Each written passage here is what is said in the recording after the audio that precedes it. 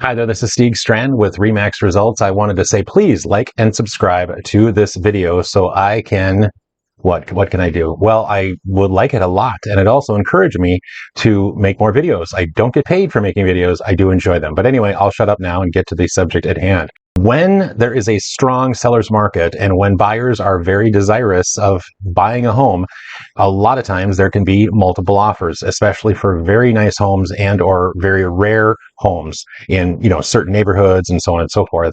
So what happens is that sometimes a buyer's, buyer's agent will put in the offer, I will cover any gap or a portion of the gap or the majority of the gap if there is a gap from the purchase price to the appraisal value, because banks and lending institutions, they only loan a loan to value ratio up to whatever the appraisal is. They're not going to do it based on the sale price. They're going to do it based on the appraisal price. And sometimes appraisal prices come in low, or appraisal values more accurately.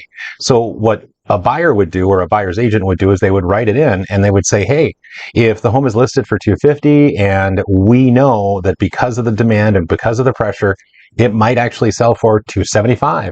What about that extra $25,000? What if it doesn't appraise for $275,000? Can I afford that much more cash down? And the answer is, well, sometimes no, you can't. But maybe I could take some of that cash down and put it out in the form of a pledge to cover the difference between the two. So for instance, let's say I have a house that we're writing an appraisal, a gap coverage in, and it's listed for $250,000, and we are writing an offer for $275,000, and we say we will cover up to $15,000 in appraisal gap coverage in cash, while still maintaining the down payment that we have already pledged. So that's the key ingredient to an appraisal gap coverage. That is, do you have enough cash to do it?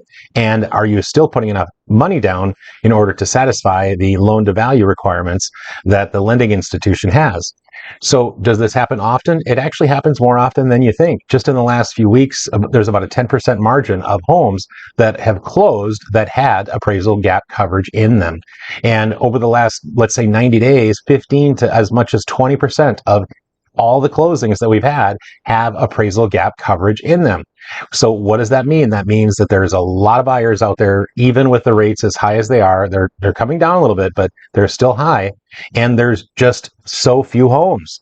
So there's just going to continue to be so few homes, or so few desirable homes, and there will continue to be more demand. So appraisal gap coverage is kind of here to stay in many respects, but it is not a bad thing. It is a good thing for most of the market. What is a bummer, though, is if somebody doesn't have the cash saved up in order to do appraisal gap coverage, and that is a bummer. But anyway, when you have a multiple offer situation, there's only one winner, and that could be, the one who wins.